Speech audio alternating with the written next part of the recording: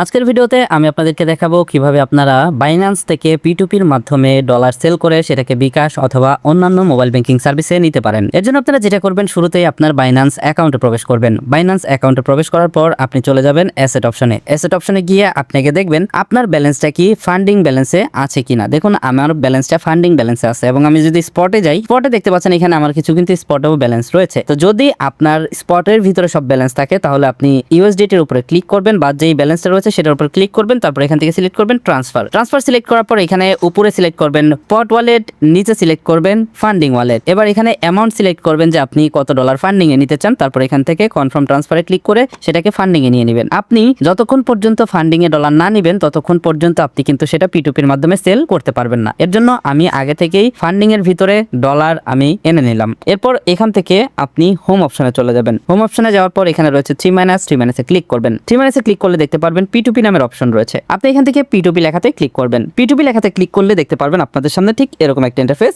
Show করবে। এখানে একটু লক্ষ্য করে দেখুন, দুইটা অপশন রয়েছে, একটা হচ্ছে বাই আর একটা হচ্ছে সেল। এবং এইখানে দেখতে পাচ্ছেন রয়েছে BDT। তো যেহেতু আমরা বাংলাদেশি তাই অবশ্যই এখানে USD থাকবে, আপনি BDT করে নেবেন। এখানে ক্লিক করলে দেখতে পারবেন সকল দেশের কারেন্সি এখানে আছে। আপনি এখান থেকে BDT সিলেক্ট করে নেবেন। এরপর এখান থেকে আপনি সিলেক্ট করবেন সেল, যেহেতু আমরা বিক্রি করব। সেল সিলেক্ট করলে আপনি দেখতে পারবেন এখানে অ্যামাউন্টটা চলে এসেছে। এবার দেখুন এখানে বেশ কয়েকটা বিষয় আপনাকে লক্ষ্য করতে হবে। প্রথম বিষয় হলো ডান পাশে দেখতে পাচ্ছেন বিকাশ। এইখানে দেখুন FNF টেলিকম নামের যে ব্যক্তিটি রয়েছে তিনি পোস্ট করেছে শুধুমাত্র বিকাশে সে সেল করবে। সে কিন্তু ব্যাংকে সেল করবে না, নগদে সেল করবে না, রকেটে সেল করবে না, সে শুধুমাত্র বিকাশে সেল করবে। এবং এইখানে দেখুন সে একটা লিমিট দিয়ে দিয়েছে। সেই লিমিটটা হলো 49,000 থেকে 50,000। তার মানে আপনাকে সর্বনিম্ন অর্ডার করতে হবে 49,000। আপনি 49,000 টাকার নিচে আপনি এখান থেকে বিক্রি করতে পারবেন না। নিচে দেখুন একইভাবে সেল হচ্ছে বিকাশ এবং এখানে দেখতে পাচ্ছেন 20,000 থেকে 50,000। তো এইভাবে দেখতে পারবেন সব জায়গাতে এরকম লিমিট দেওয়া আছে এবং ডান পাশে পেমেন্ট মেথড দেওয়া আছে। এখানে একটু লক্ষ্য করে দেখুন, এখানে কিন্তু একটু ব্যতিক্রম। এটা হচ্ছে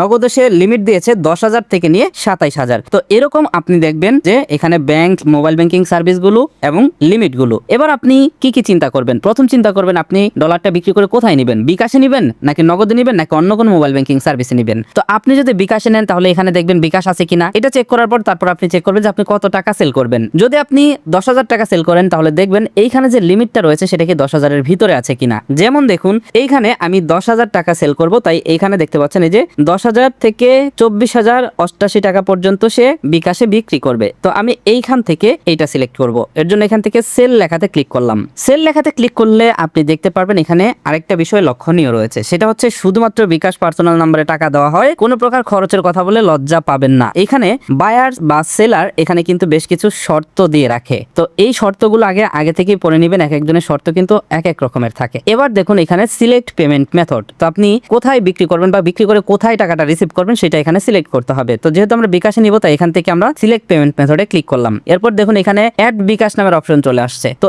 এখানে যদি আপনার বিকাশ অ্যাকাউন্টটা একবার অ্যাড করে নেন তাহলে কিন্তু এখানে বারবার এটা অ্যাড করতে হবে না। তো এর জন্য আপনি এখান থেকে এই প্লাস আইকনে ক্লিক করবেন এবং এইখানে আপনার বিকাশ নাম্বারটা দিবেন। বিকাশ নাম্বার দেওয়ার পর এখানে রিমার্কসের জায়গায় লিখে দিবেন আপনার বিকাশ নাম্বারটা কি এজেন্ট নাকি পার্সোনাল। এইখানে দেখুন লক্ষ্য করে এইটা হচ্ছে বিকাশ পার্সোনাল নাম্বার। আমি এখানে বিকাশ নাম্বার এবং পার্সোনাল দিয়ে দিলাম। এবার এখান থেকে কনফার্ম লেখাতে ক্লিক করবেন। কনফার্ম লেখাতে ক্লিক করলে দেখতে পারবেন এখানে আপনাকে ভেরিফাই করতে বলবে। যদি আপনার পাসকি থাকে তাহলে পাসকি দিয়ে দিবেন, অথবা যদি আপনার email address, phone number verify করতে বলে তাহলে সেটা করে নেবেন। তো এখানে দেখুন আমি ভেরিফাই করার সাথে সাথে আমার বিকাশ নাম্বার এখানে অ্যাড হয়ে গেছে। এবার আমি এই বিকাশটা সিলেক্ট করে দিলাম। দেখতে পাচ্ছেন এখানে বিকাশ চলে আসছে এবং এখানে নাম্বারটাও চলে আসছে। এবার দেখুন এখানে দুইটা অপশন রয়েছে, একটা হচ্ছে বাই USDT আর একটা হচ্ছে বাই BDT। তো এবার আপনি কত ডলার সেল করবেন সেটা এখানে টাইপ করে দিবেন এবং আপনি যদি চান এখানে টাকায় উল্লেখ করবেন। যেমন আমি যেহেতু 10,000 টাকা সেল করবো তাই আমি এখানে 10,000 লিখে দিচ্ছি। 10,000 লিখে দেওয়ার সাথে সাথে দেখতে পাচ্ছেন এখানে অ্যামাউন্ট চলে আসছে নিচে যে আমার টোটাল কত ডলার এখানে সেল হবে। যেমন দেখুন 78.94 ডলার যদি আমি সেল করি তাহলে আমি 10,000 টাকা পাচ্ছি। এখানে রেট হচ্ছে 126 টাকা 75 পয়সা। এবার সিম্পল আপনি এইখান থেকে প্লেস অর্ডার এই লেখাটিতে ক্লিক করে দিবেন। প্লেস অর্ডারে ক্লিক করলে আপনার অর্ডার প্লেস হয়ে যাবে এবং সেলারের কাছে নোটিফিকেশন চলে যাবে। এই যে দেখতে পাচ্ছেন বায়ার উইল পে উইথিন, এখানে একটা মিনিট দেওয়া হয়েছে, এই মিনিটের ভিতরে সে আপনাকে পেমেন্ট করবে। এবং এখানে চ্যাট অপশন রয়েছে, আপনি চ্যাট অপশনে ক্লিক করে চাইলে বায়ারের সাথে কথা বলে নিতে পারবেন। যেমন দেখুন এখানে বায়ার বলেছে দয়া করে বিকাশ পার্সোনাল নাম্বারটা দিন, 5 মিনিটের ভিতরে না পেলে কল করুন। তো আপনি এখানে চাইলে বায়ার যদি কোনো মেসেজ দেয় সেটা দেখতে পারবেন, অথবা আপনি চাইলে বায়ারকে মেসেজ দিতে পারবেন। তো এখানে আপনি অর্ডার প্লেস করার পরে অপেক্ষা করবেন টাকা আসার আগ পর্যন্ত। একটা বিষয় মাথায় রাখবেন, যতক্ষণ পর্যন্ত আপনার টাকাটা আপনার কাছে না আসবে ততক্ষণ পর্যন্ত আপনি ডলার রিলিজ করবেন না। তো এইখানে আপনাকে যখনই টাকাটা পাঠানো হবে আপনি আগে মেসেজ চেক করবেন, তারপরে আপনি আপনার অ্যাপে গিয়ে চেক করবেন, তারপর আপনি এখান থেকে ডলার রিলিজ করবেন। কিভাবে ডলার রিলিজ করতে হয় সেটা আপনাদেরকে বলছি।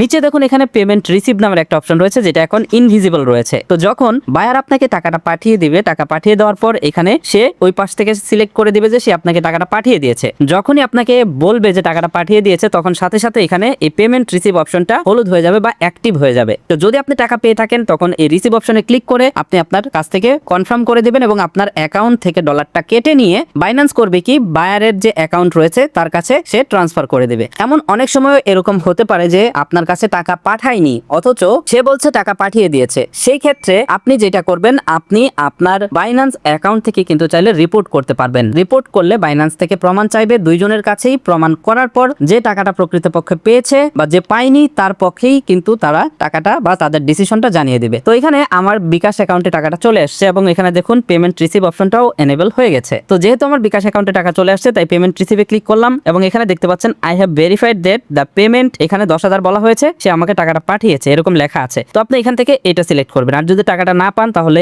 এইখানে ক্লিক করে আপনি রিপোর্টটা সাবমিট করে দেবেন স্ক্রিনশট সহ। তো এখান থেকে এই অপশনটিতে ক্লিক করবেন, করার পর কনফার্ম রিলিজ এই লেখাটিতে ক্লিক করবেন। এরপর এখানে আপনার SMS এ ওটিপি যেতে পারে অথবা এখানে আপনার পাস কি চাইতে পারে, আপনি আপনার মোবাইল ফোনের স্ক্রিন লকটা দিয়ে ভেরিফাই করে নেবেন। অথবা আপনাকে যদি বলা হয় ইমেল অ্যাড্রেস অথবা ফোন নাম্বার দিয়ে ভেরিফাই করতে, আপনি সেটা করে নেবেন। করলেই দেখতে পারবেন এখানে এরকম ভাবে টিক চিহ্ন চলে আসবে, তার মানে আপনার এখানে ডলার বিক্রি করা হয়ে গেল। তো আমরা এখানে কিন্তু 10,000 টাকা P2P-র মাধ্যমে বিক্রি করে দিলাম। তার মানে আমরা বাইন্যান্স থেকে বিকাশ অ্যাকাউন্টে সঠিকভাবে টাকা নিয়ে আসতে পারলাম। এটাই হচ্ছে সঠিক প্রসেস বাইন্যান্স থেকে বিকাশ বা অন্য কোনো মোবাইল ব্যাংকিং সার্ভিসে নেওয়ার।